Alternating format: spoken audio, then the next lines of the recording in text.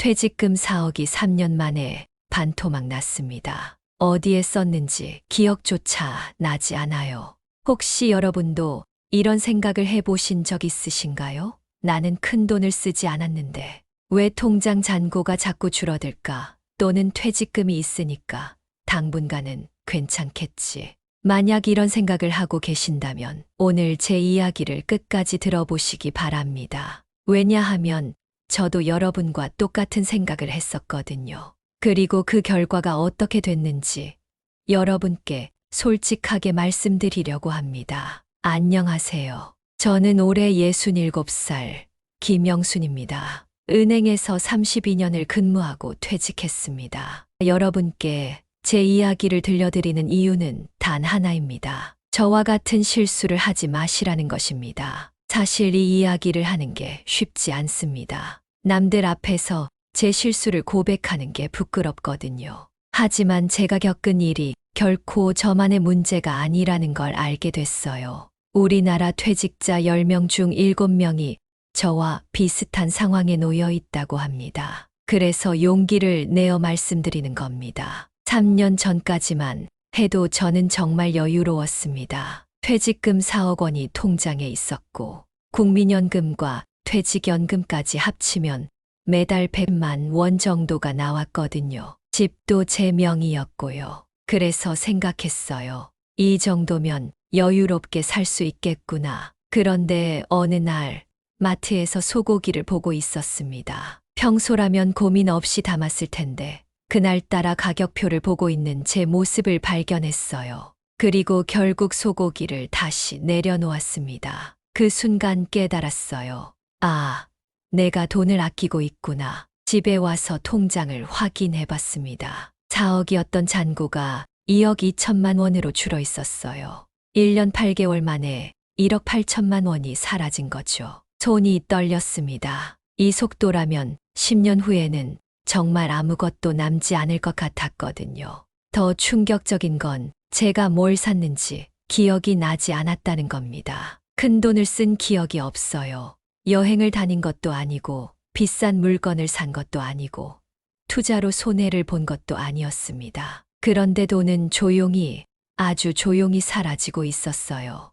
은행에서 32년을 일했습니다. 남의 돈 관리는 그렇게 잘했는데 정작 제 돈은 어디에 썼는지도 모르고 있었던 거예요. 그날 밤 정말 잠을 이룰 수가 없었습니다. 다음 날부터 카드 명세서를 하나씩 뜯어봤어요. 그리고 발견했습니다. 제가 얼마나 무의식적으로 소비하고 있었는지를요. 홈쇼핑에서 건강식품, 배달앱에서 치킨, 편의점에서 과자, 손주 용돈, 자식들 도움. 하나하나는 작았지만 모이니까 엄청난 금액이었어요. 가장 놀랐던 건 제가 감정으로 돈을 쓰고 있었다는 겁니다. 외로울 때 홈쇼핑을, 무료할 때 외식을, 미안할 때 자식들에게 돈을 보내고 있었어요. 돈이 문제가 아니라 제 감정이 문제였던 거죠. 그때 복지관에서 노후 자산 관리 강의가 있다는 걸 알게 됐습니다. 처음엔 망설였어요. 은행원 출신인 제가 그런 강의를 들어야 하나 싶어서요. 하지만 지금 생각해보면 그 강의가 제 인생을 바꿨습니다. 그럼 이제 제가 어떻게 이런 상황에 놓이게 됐는지 처음부터 차근차근 말씀드리겠습니다. 3년 전 제가 퇴직했을 때 상황은 이랬습니다. 퇴직금 4억 원이 통장에 들어왔고 국민연금과 퇴직연금을 합쳐서 매달 180만 원 정도가 나왔어요. 아파트도 제 명의였고 대출은 전혀 없었습니다. 객관적으로 봐도 넉넉한 편이었죠. 그래서 생각했어요. 이제 여유롭게 살 수 있겠구나. 32년간 직장 생활하면서 못 해봤던 것들을 하고 싶었어요. 친구들과 맛있는 걸 먹으러 다니고 손주들 용돈도 넉넉하게 주고 가끔 홈쇼핑에서 좋다는 거품도 사고 그런 소소한 행복들 말이에요. 처음 6개월은 정말 행복했습니다. 알람 없이 일어나고 하고 싶은 일만 하고 스트레스도 없었어요. 가끔 통장 잔고가 줄어드는 게 보이긴 했지만 이 정도야 괜찮지 하고 넘겼습니다. 그런데 1년이 지나고 2년이 지나면서 상황이 달라지기 시작했어요. 매달 나가는 돈이 생각보다 많은 거예요. 처음엔 한 달에 150만 원 정도 쓰면 될 줄 알았는데 실제로는 250만 원에서 300만 원씩 나가고 있었습니다. 그래도 처음엔 대수롭지 않게 생각했어요. 아직 3억 넘게 남았으니까. 하지만 시간이 갈수록 불안감이 커지더라고요. 특히 뉴스에서 물가 인상 소식을 들을 때마다 가슴이 두근거렸어요. 결정적인 순간은 작년 가을이었습니다. 평소처럼 마트에 갔는데 소고기 코너에서 한참을 서 있게 됐어요. 예전 같으면 고민 없이 집어들었을 소고기를 가격표를 보고 또 보고 있는 제 모습이 너무 이상했거든요. 2 플러스 1등급 한우 100g에 28,000원, 400g면 11만 원이네. 이런 계산을 하고 있는 제 자신을 보면서 깜짝 놀랐어. 그리고 결국 그 소고기를 다시 냉장고에 넣었습니다. 그날 집에 와서 통장을 확인했을 때의 충격은 지금도 잊을 수 없어요. 4억이었던 잔고가 2억 2천만 원으로 줄어 있었거든요. 1년 8개월 만에 1억 8천만 원이 사라진 거였어요. 계산기를 두드려 봤습니다. 이 속도로 나간다면 5년 후엔 완전히 바닥날 거라는 결과가 나왔어요. 그때 처음으로 진짜 무서웠습니다. 내가 정말 가난해질 수도 있겠구나. 더 당황스러운 건 제가 뭘 샀는지 기억이 나지 않았다는 거예요. 여행을 간 것도 아니고 큰 물건을 산 것도 아니고 투자 손실을 본 것도 아니었어요. 그런데 돈은 어디론가 사라지고 있었습니다. 그날 밤 잠을 못 잃었어요. 은행에서 32년을 일하면서 남의 돈 관리는 그렇게 잘했는데 내 돈은 이렇게 무책임하게 관리하고 있었나? 자괴감이 들었습니다. 다음 날부터 저는 마치 탐정이 된 것처럼 제 소비 패턴을 추적해보기 시작했습니다. 카드 명세서, 통장 거래 내역, 자동 결제 목록 하나하나 펼쳐놓고 분석해봤어요. 그리고 발견한 충격적인 사실들을 말씀드리겠습니다. 첫 번째, 홈쇼핑이었어요. TV를 보다가 나오는 건강식품, 주방용품, 옷. 지금 주문하시면 50% 할인이라는 말에 혹해서 충동적으로 주문한 것들이 한 달에 평균 35만 원씩 나가고 있었어요. 그런데 정작 산 건 절반도 제대로 쓰지 않고 있더라고요. 홍삼액 12박스, 냉장고에 그대로 있어요.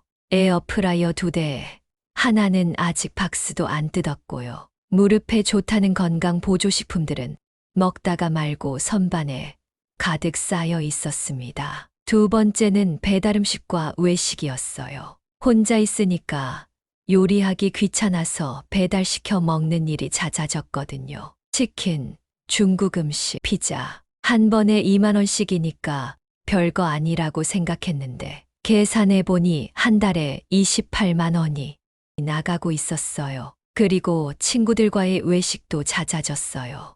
은퇴 후에 시간이 많아지다 보니 만날 기회가 늘었거든요. 오랜만에 만났으니까 맛있는 거 먹자며 비싼 한정식이나 고깃집을 자주 가게 됐어요. 생각해보니 이것도 상당한 지출이었죠. 세 번째, 가장 큰 문제는 자녀 지원이었어요. 큰아들이 전세자금 대출 이자가 부담된다며 매달 50만 원씩 보내달라고 하더라고요. 둘째 딸은 아이 학원비가 올랐다며 30만 원을 요청했고요. 손주들 용돈도 한 명당 10만 원씩 주다 보니 한 달에 자녀 지원비만 100만 원이 넘게 나가고 있었어요.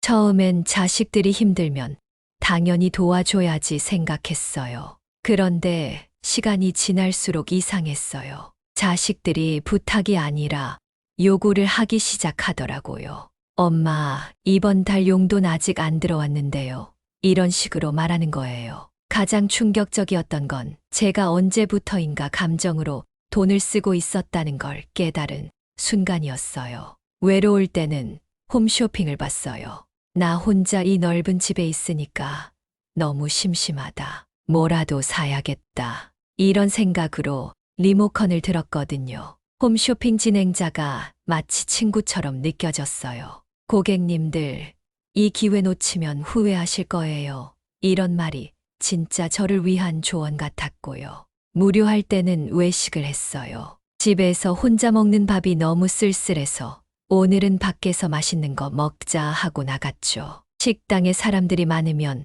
혼자가 아닌 것 같은 기분이 들었거든요. 자식들에게 미안할 때는 돈을 보냈어요. 내가 노후 준비를 제대로 못 해줘서 자식들이 고생한다. 그러니까 내가 도와줘야지. 돈을 보내면 자식들이 엄마 고마워요 라고 말할 때 그게 위로가 됐어요. 그러니까 제 소비의 진짜 이유는 돈이 필요해서가 아니라 감정적인 공허함을 메우기 위해서였던 거예요. 외로움, 무료함, 죄책감, 이런 감정들이 지갑을 10개 만들고 있었던 거죠. 이 모든 걸 깨닫고 나니 정말 무서웠어요. 내가 이런 식으로 살면 정말 10년 후에는 빈손이 되겠구나. 그때 우연히 동네 복지관에서 노후 자산 관리 강의를 한다는 공지를 봤어요. 처음엔 망설였어요. 은행원 출신인 제가 그런 강의를 들어야 하나 싶어서요. 하지만 지금 생각해보면 그 강의가 제 인생을 바꿨습니다. 강의실에 들어갔을 때 저와 비슷한 나이의 분들이 20명 정도 앉아 계셨어요. 다들 진지한 표정이었죠. 강사는 40대 중반 정도 되어 보이는 여성이었는데 첫마디가 충격이었어요. 여러분, 지금 이 자리에 계신 분들 중에 10년 후에 지금보다 가난해져 있을 분이 7명 정도 됩니다. 순간 강의실이 조용해졌어요. 그리고 강사가 계속 말했습니다. 퇴직 후 자산 감소의 가장 큰 원인은 투자 실패도 사기도 아닙니다. 바로 일상적인 소비입니다. 조용하고 지속적으로 빠져나가는 돈들 때문이에요. 그 순간 제 이야기를 하는 것 같았어요. 강사가 칠판에 써놓은 SOS라는 단어가 지금도 기억에 남아요. S는 쇼핑입니다. 특히 홈쇼핑, 인터넷 쇼핑몰에서의 충동 구매가 문제죠. O는 outside, 외식입니다. 집에서 해먹기 귀찮아서 사람들과 어울리고 싶어서 하는 외식들이 누적되면 큰 지출이 됩니다. 마지막 S는 son and daughter, 자녀 지원입니다. 자녀 지원에서 특히 강하게 말씀하시더라고요.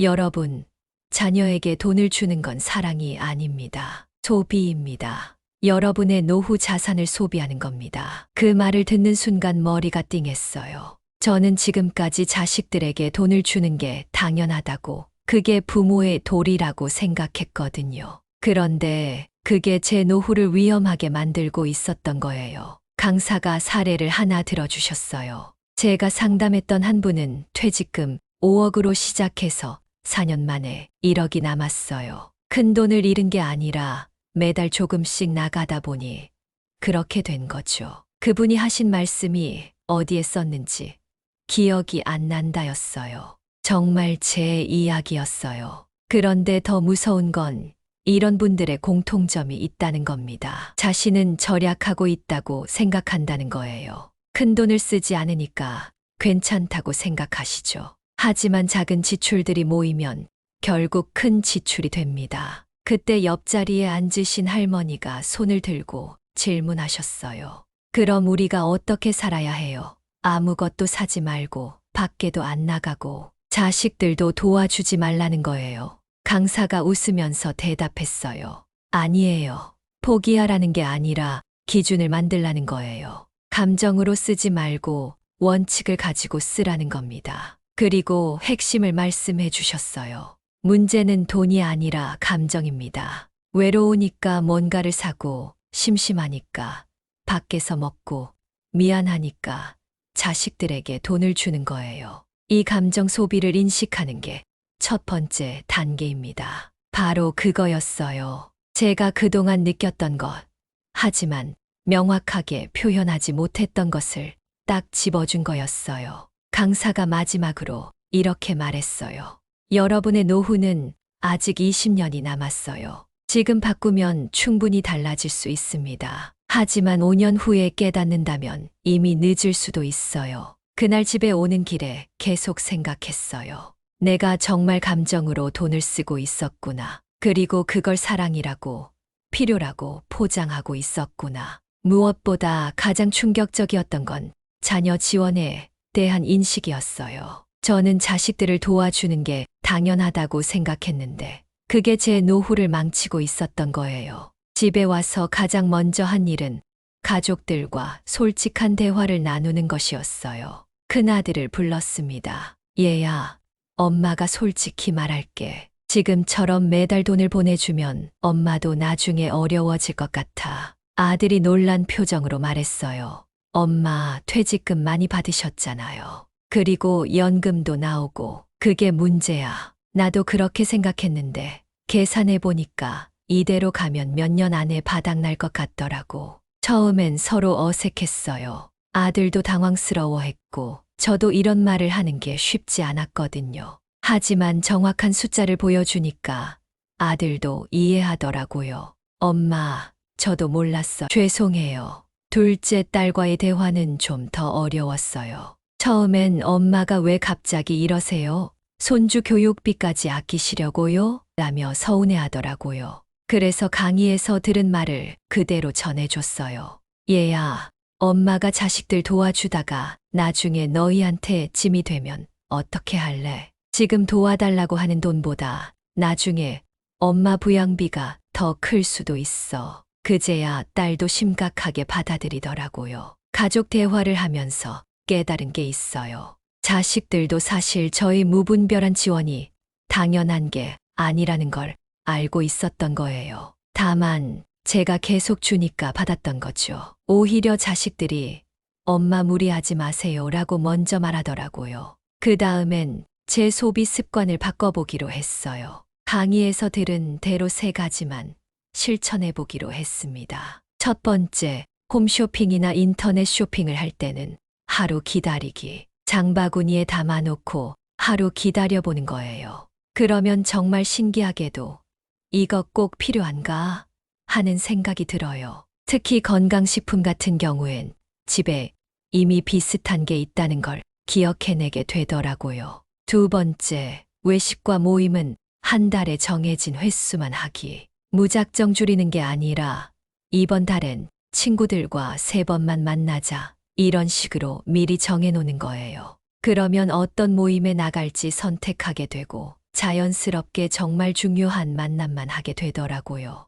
세 번째, 자녀 지원은 비상시에만 하기. 매달 정기적으로 주는 돈은 중단하고 정말 응급 상황이 생겼을 때만 도와주기로 했어요. 그리고 도와줄 때도 빌려주는 형태로 언제까지 갚을지 미리 정하고 주기로 했습니다. 처음 한 달은 정말 힘들었어요. TV에서 홈쇼핑이 나오면 리모컨을 꽉 쥐고 참았어요. 친구가 오늘 저녁 같이 먹자고 하면 미안해. 이번 달 외식 할당량을 다 채웠어. 말하기가 어색했고요. 자식들이 돈 이야기를 꺼낼 때도 마음이 아팠어요. 내가 너무 인색해지는 건 아닌가 하는 생각도 들었고요. 하지만 2달째부터 놀라운 변화가 시작됐어요. 우선 통장 잔고가 줄어드는 속도가 확연히 느려졌어요. 전에는 한 달에 거의 매일 돈이 나갔는데 이제는 정말 필요한 지출만 하게 되니까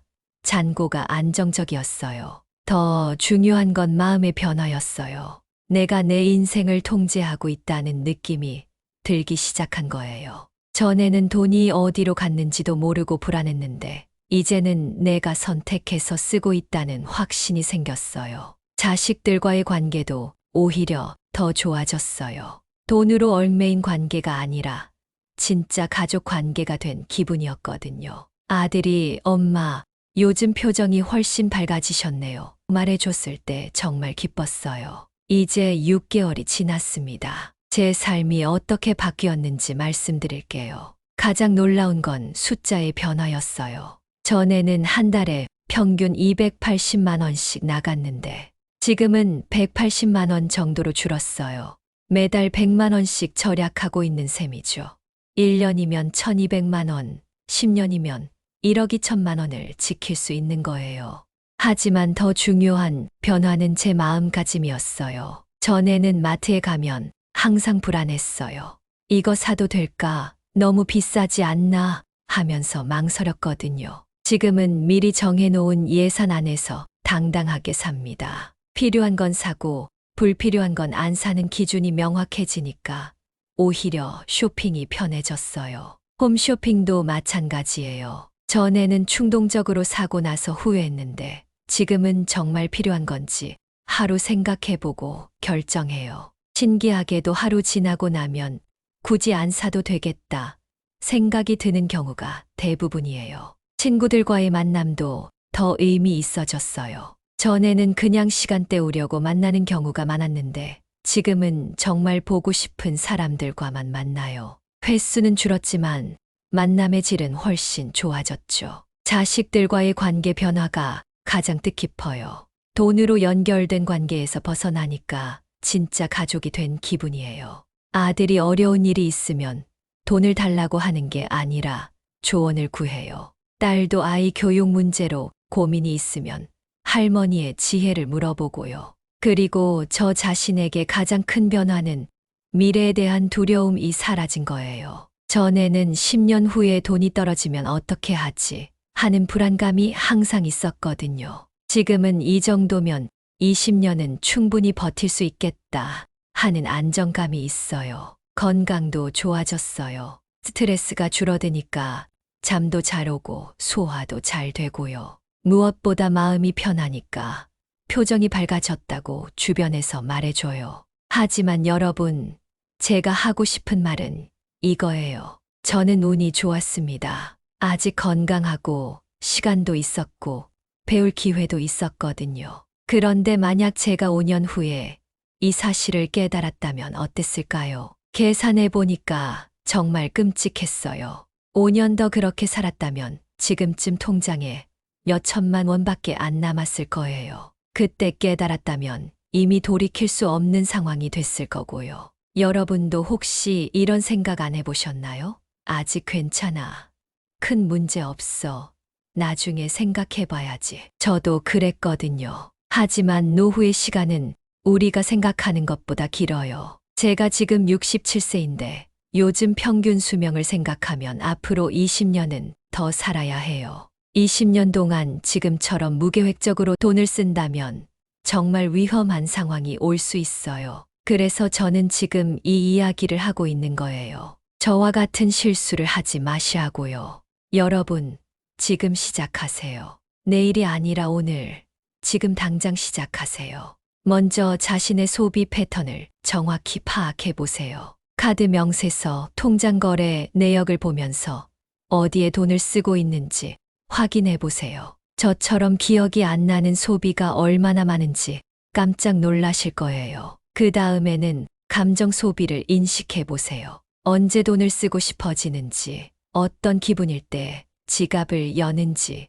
생각해 보세요. 외롭거나 화가 나거나 스트레스 받을 때 소비하고 있지는 않나요? 마지막으로 제가 실천했던 3가지를 다시 한번 말씀드릴게요. 정말 간단하지만 효과는 놀라울 거예요. 첫 번째, 쇼핑할 때는 하루 기다리세요. 홈쇼핑이든 인터넷 쇼핑이든 바로 결제하지 말고 하루만 기다려 보세요. 정말 필요한가? 집에 비슷한 게 있지 않나? 생각해 볼 시간을 주는 거예요. 이것만으로도 충동 구매의 80% 이상을 막을 수 있어요.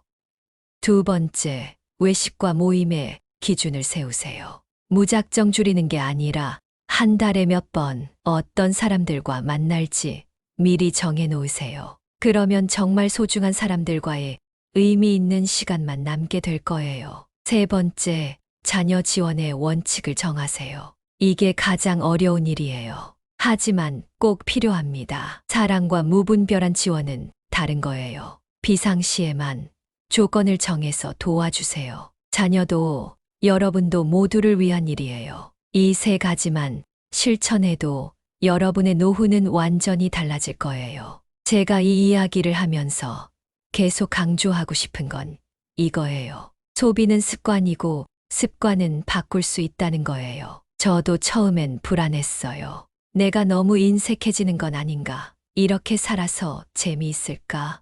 하는 생각도 했고요. 하지만 6개월 지나고 보니 오히려 삶이 더 풍요로워졌어요. 돈이 많아서가 아니라 마음이 편해서요. 진짜 필요한 것과 그냥 갖고 싶은 것을 구분할 수 있게 됐고, 진짜 소중한 사람들과 깊이 있는 관계를 맺을 수 있게 됐어요. 무엇보다 내 인생을 내가 통제한다는 자신감이 생겼어요. 여러분도 할 수 있어요. 나이가 많아서 습관이 굳어져서 어렵다고 생각하지 마세요. 저도 67세에 시작했어요. 늦은 게 아니에요. 하지만 미루지는 마세요. 1년 늦으면 몇백만 원을 더 잃을 수 있고, 5년 늦으면 정말 돌이킬 수 없는 상황이 올 수 있어요. 마지막으로 한 가지만 더 말씀드릴게요. 노후는 참고 견디는 시간이 아니에요. 누릴 수 있는 시간이에요. 건강하고 시간도 있고 경험도 풍부한 때예요. 이 소중한 시간을 돈 걱정 때문에 불안해하며 보내지 마세요. 지금 작은 변화를 시작하면 앞으로 20년을 당당하고 여유롭게 살 수 있어요. 손주들과 놀아줄 때도, 친구들과 여행을 갈 때도, 취미 활동을 할 때도 돈 걱정 없이 마음껏 즐길 수 있어요. 그런 노후를 만드는 시작은 바로 오늘, 지금 이 순간이에요. 여러분의 통장을 한번 확인해 보세요. 카드 명세서를 한번 펼쳐보세요. 그리고 자신에게 물어보세요. 나는 어떤 감정으로 돈을 쓰고 있나? 그 질문에서부터 여러분의 새로운 노후가 시작될 거예요. 제가 여러분께 약속드릴게요. 지금 시작하면 인생이 정말 바뀝니다. 저처럼 67세에도 새로운 시작을 할 수 있어요. 여러분은 더 젊으시니까 더 많은 가능성이 있으세요. 조용히 가난해지는 사람이 되지 마세요. 당당하게 여유로운 노후를 만드세요. 그 첫걸음을 오늘, 바로 지금 시작하시기 바랍니다.